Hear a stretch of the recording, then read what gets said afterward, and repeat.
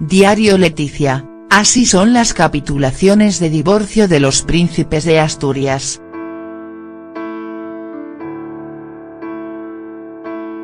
Este documento no es ni siquiera legal, le dijo David Rocasolano a su prima cuando terminó de leer las capitulaciones que Leticia le había enseñado. En noviembre de 2003 España se paralizaba ante la televisión.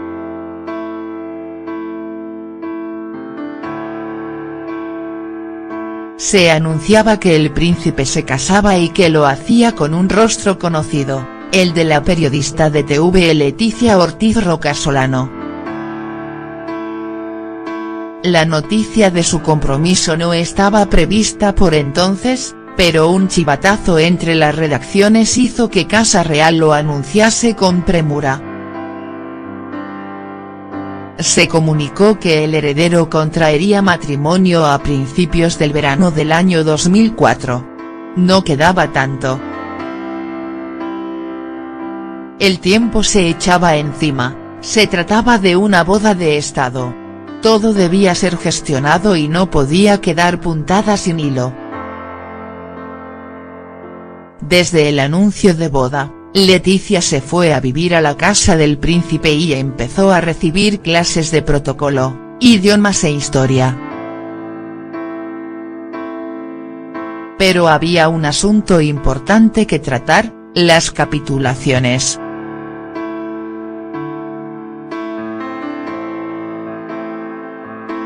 Aunque desde el primer momento quedó claro que don Felipe y doña Leticia era un matrimonio por amor, ambos sabían que debían dejar establecido qué pasaría si ese amor se agotaba.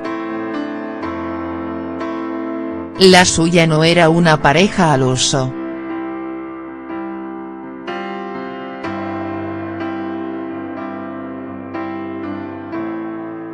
Se iban a convertir en los futuros reyes de España y nada se podía dejar en manos del azar.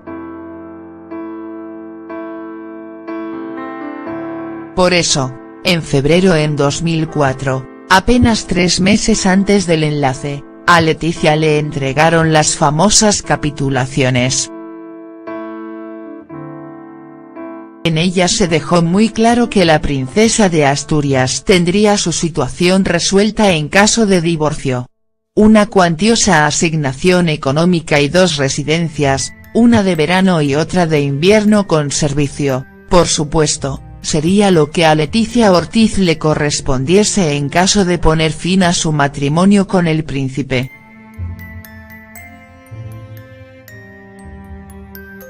Además, si solo se separase y no hubiese divorcio, seguiría conservando su título de princesa de Asturias y el tratamiento de Alteza Real. La custodia de las infantas. Sin embargo, las capitulaciones tenían un episodio más oscuro para la princesa, según relata su primo, David Rocasolano, en su libro Adiós, princesa. Era el relativo a su descendencia. ¿Qué ocurriría con los hijos que los príncipes de Asturias tuvieran en caso de divorcio? Al respecto, Zarzuela es clara, la custodia de los hijos sería otorgada a don Felipe y la corona seguiría siendo la encargada en exclusiva de su formación. En su libro, David Rocasolano cuenta que doña Leticia le pidió consejo cuando le entregaron las capitulaciones apenas 3 meses antes de la boda. Su primo era abogado y podría explicarle mejor en qué consistían. Esto no son unas capitulaciones matrimoniales, Leticia. Este documento no es ni siquiera legal, le dijo David Rocasolano a su prima cuando terminó de leer los 50 folios que ella le había entregado minutos antes. Según el texto, doña Leticia renunciaba por completo a la custodia de sus hijos en caso de separación y para el abogado esto únicamente podía dictaminarlo un juez. Yo que tú no lo firmaba. es nulo en pleno derecho.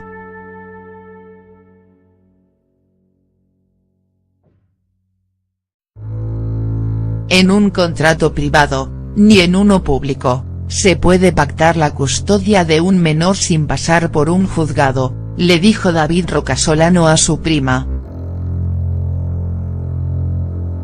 Pero para Leticia eso no era un consejo.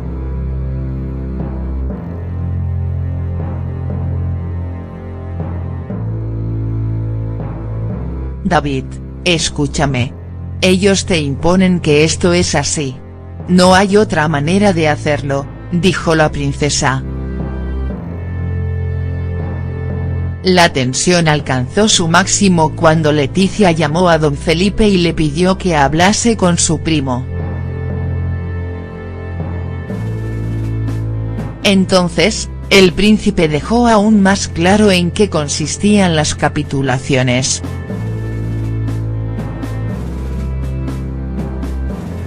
Son innegociables.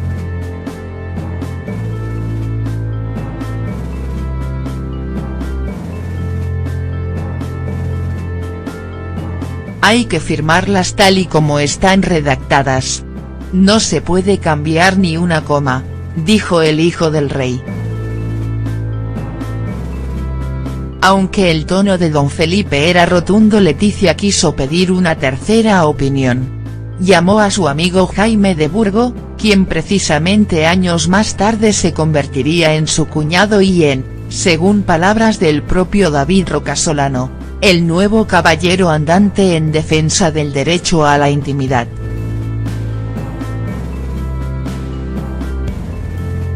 Del Burgo fue claro: si te separas, a ti te tienen que tratar mejor que a Lady Di.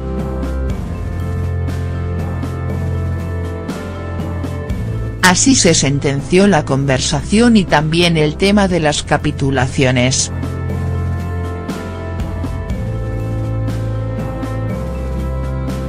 Es por esto que son muchos los periodistas que aseguran que los príncipes de Asturias nunca se separarán.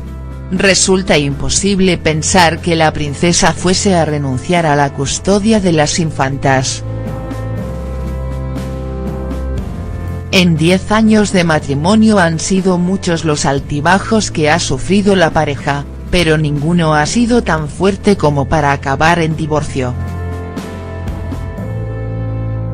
En el 10º aniversario de su boda, la pareja atraviesa un buen momento y la popularidad de ambos mejora considerablemente gracias a su estrategia para ganarse a los españoles. Todo juega a su favor. Todo debía ser gestionado y no podía quedar puntada sin hilo. Desde el anuncio de boda, Leticia se fue a vivir a la casa del príncipe y empezó a recibir clases de protocolo, idiomas e historia. Pero había un asunto importante que tratar: las capitulaciones.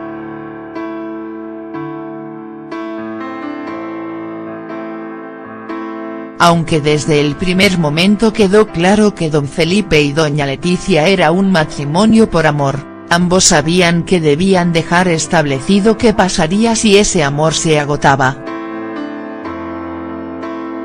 La suya no era una pareja al uso.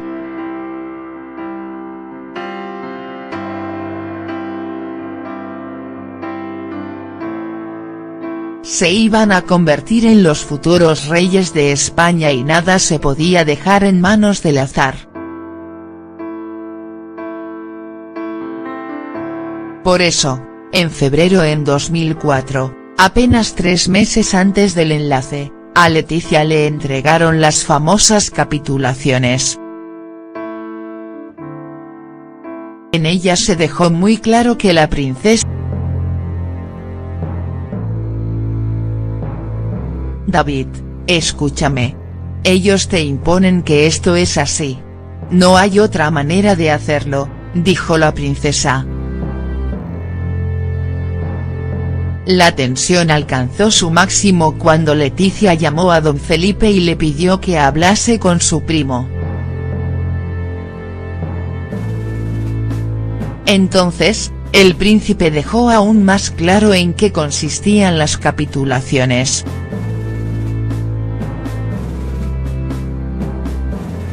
Son innegociables.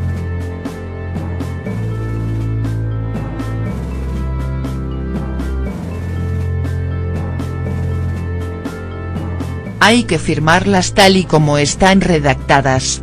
No se puede cambiar ni una coma, dijo el hijo del rey. Aunque el tono de don Felipe era rotundo, Leticia quiso pedir una tercera opinión. Llamó a su amigo Jaime de Burgo, quien precisamente años más tarde se convertiría en su cuñado y en, según palabras del propio David Rocasolano, el nuevo caballero andante en defensa del derecho a la intimidad. La de Asturias tendría su situación resuelta en caso de divorcio.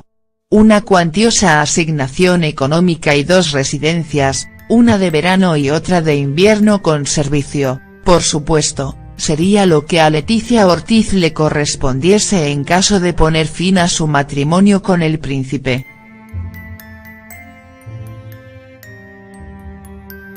Además, si solo se separase y no hubiese divorcio, seguiría conservando su título de princesa de Asturias y el tratamiento de Alteza Real. La custodia de las infantas. Sin embargo, las capitulaciones tenían un episodio más oscuro para la princesa, según relata su primo, David Rocasolano, en su libro Adiós, princesa. Era el relativo a su descendencia. ¿Qué ocurriría con los hijos que los príncipes de Asturias tuvieran en caso de divorcio? Al respecto, Zarzuela es clara: la custodia de los hijos sería otorgada a don Felipe y la corona seguiría siendo la encargada en exclusiva de su formación. En su libro, David Rocasolano cuenta que doña Leticia le pidió consejo cuando le entregaron las capitulaciones apenas 3 meses antes de la boda. Su primo era abogado y podría explicarle mejor en qué consistían. Esto no son unas capitulaciones matrimoniales, Leticia. Este documento no es ni siquiera legal, le dijo David Rocasolano a su prima cuando terminó de leer los 50 folios que ella le había entregado minutos antes.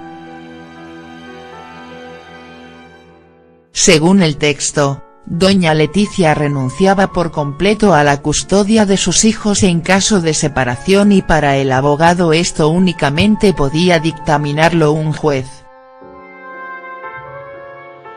Yo que tú no lo firmaba.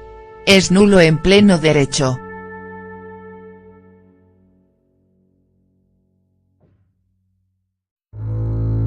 En un contrato privado, ni en uno público, se puede pactar la custodia de un menor sin pasar por un juzgado, le dijo David Rocasolano a su prima.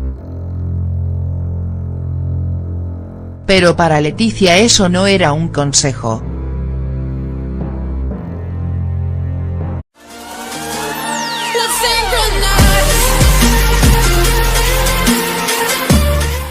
Diario Leticia, así son las capitulaciones de divorcio de los príncipes de Asturias.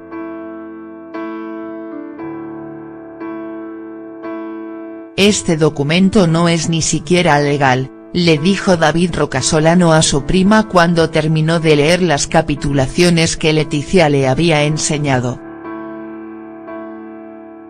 En noviembre de 2003 España se paralizaba ante la televisión.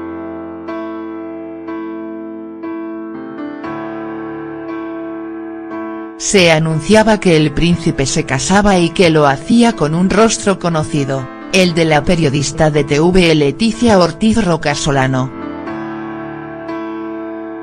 La noticia de su compromiso no estaba prevista por entonces, pero un chivatazo entre las redacciones hizo que Casa Real lo anunciase con premura. Se comunicó que el heredero contraería matrimonio a principios del verano del año 2004. No quedaba tanto.